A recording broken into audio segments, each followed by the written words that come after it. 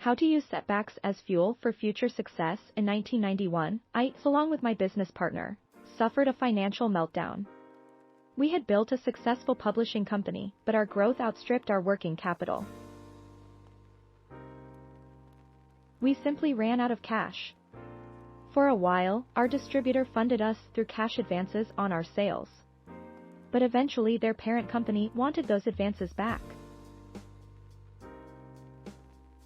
Although we didn't officially go bankrupt, the distributor essentially foreclosed on us and took over all our assets.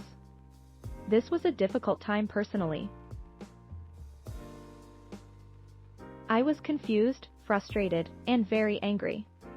Initially, I blamed the distributor. If they had only sold more, as they had promised us, none of this would have happened, I thought. It's their fault.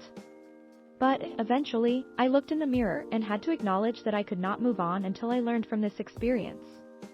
Though incredibly difficult and humbling, I am now thankful for this period in my life. I learned some critical, life-changing lessons.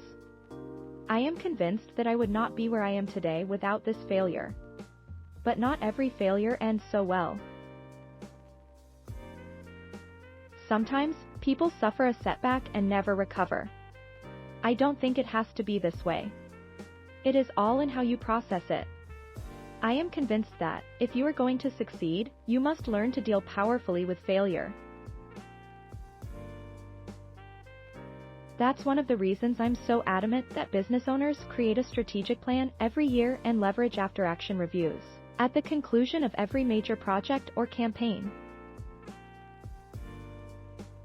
These activities force you to look at what went right and what went sideways, and help cull the lessons, however painful, which improve your odds of success in the future. But whether you're a small business owner who's trying to make sense of past setbacks or you just want to move on from painful events and use them as catalysts for a better future, I think there are at least 6 components to turning failure to your advantage. 1. Acknowledge the failure. This is where it begins. To my knowledge, I have never fired anyone for failing. Per se, failure is natural if you are striving to deliver big results. The problem comes when you fail and then refuse to acknowledge it. Several years ago, I had an employee who was floundering. He wasn't delivering the results we expected. That was certainly a problem, but it wasn't the primary problem. The problem was that he refused to acknowledge that he had a problem. He kept defending himself.